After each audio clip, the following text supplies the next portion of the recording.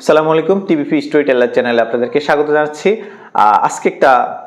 খবর আপনাদের সাথে শেয়ার করব। এই খবরটা খুবই আমাদের যখন রেমিটেন্স শাটডাউন চলছে সেখানে এই যে আজকে খোলা বাজারের যে ডলারের দামের কথা বলা হচ্ছে, এটা হচ্ছে আমাদের জন্য মরার ওপর খাড়ার ঘা এই টাইপের। খুব বেশি অর্থনৈতিকভাবে বিপর্যস্ত হতে যাচ্ছে বাংলাদেশে এখন ডলারের দাম ঠেকিয়েছে 125 টাকা করে খোলা বাজারে। তাহলে আমরা আসলে কোন পথে যাচ্ছি, এটা অর্থনৈতিকভাবে আমরা খুব বিপর্যস্ত হওয়ার পথে অলরেডি আমরা চলে গিয়েছি, যেটি আমরা গত কয়েকদিন থেকেই খবরাখবরে দেখে আসছি যে বাংলাদেশে রেমিটেন্স যখন বন্ধ হয়ে যাচ্ছে, রেমিটেন্স প্রায় 6 ভাগের 1 ভাগে নেমে এসেছে গত 1.5 সপ্তাহ ধরে, এবং সেটা এই সপ্তাহ শেষে বোঝা যাবে যে সেটার অবস্থা আরো কত বেশি অবনয়ন হয়েছে। আমরা এটা দেখব, এবং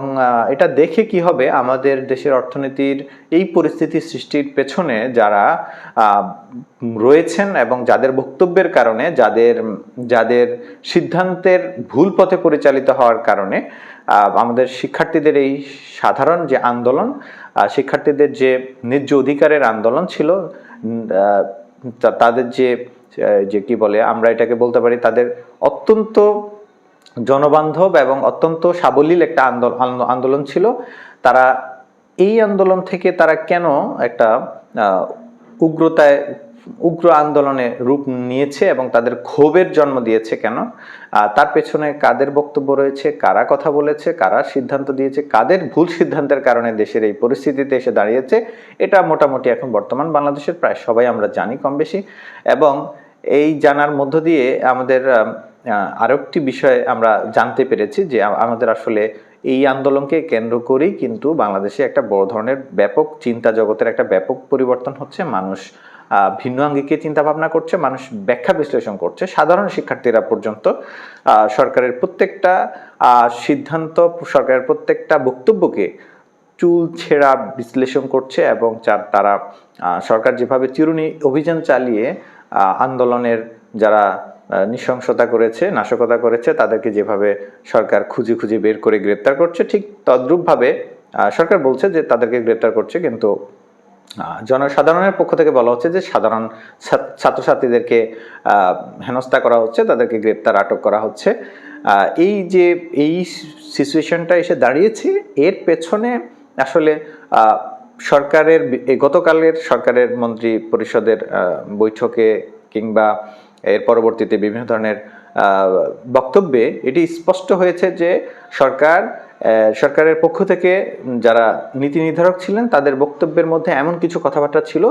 যেগুলো শিক্ষার্থীদেরকে তাদেরকে মানে উৎসাহিত করেছে, তাদেরকে কষ্ট দিয়েছে, এবং তাদেরকে ধাবিত করেছে যে তারা আন্দোলনে আরো বেশি কঠোর হওয়ার জন্য তাদেরকে ধাবিত করেছে, এবং যেটি পরবর্তীতে অব্যাহত হচ্ছিল। এবং ডিবি হারুনের কার্যালয়ে সেই সমন্বয়কদেরকে নিয়ে যাওয়া এবং সেখান থেকে ধরা যেতে পারে যে একটা জোরপূর্বক একটা বিবৃতি আদায় করা, এইসব কিছু বিশ্লেষণ করলে দেখা যায় যে আসলে তাদের কথাবার্তা, সরকারের পক্ষ থেকে যে কথাবার্তাগুলো বলা হচ্ছে, সরকারের উচ্চপদস্থ অথবা নীতি নির্ধারক মহল থেকে যে কথাগুলো বলা হচ্ছে, সেগুলোর মধ্যে কোনো ধরনের শিক্ষার্থীদেরকে আশ্বস্ত করা বা তাদের প্রতি একটা ন্যাচারাল যে কন্ডোলেন্স দেখানো, সেটি কিন্তু হয়নি এবং হচ্ছে না। বারংবারই কিন্তু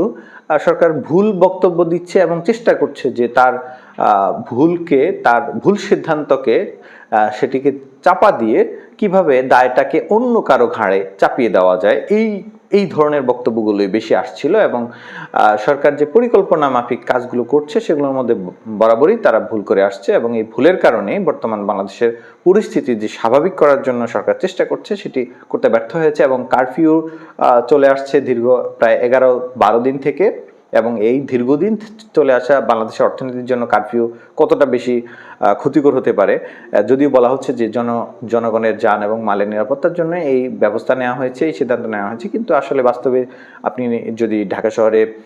রাতের বেলায় ঘোরাঘুরি করেন কিছুক্ষণ, তাহলে বুঝতে পারবেন যে আসলে যেমনটা কারফিউ হলে সাধারণ মানুষ যেভাবে এটাকে নেওয়ার কথা ছিল, কিন্তু তারা এটাকে নেই, বরং বিভিন্ন জায়গায় দেখা গেছে যুদ্ধ একটা ভাব তৈরি করেছিল প্রথম দিকে, কিন্তু এখন সেটা অত্যন্ত সাধারণ হয়ে গেছে। মানুষের কাছে এটা অত্যন্ত স্বাভাবিক হয়ে গেছে। তো মানুষ আসলে কি বার্তা দিচ্ছে, জনগণের ভাষা যদি সরকার না বুঝতে পারে তাহলে কিন্তু সরকার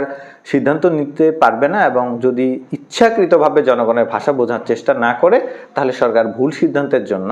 তার নিজেকেই সেটার খেসারত দিতে হবে। এবং বাংলাদেশ হয়তোবা সেরকম কোনো একটা পরিস্থিতির দিকে এগিয়ে যাচ্ছে। আমরা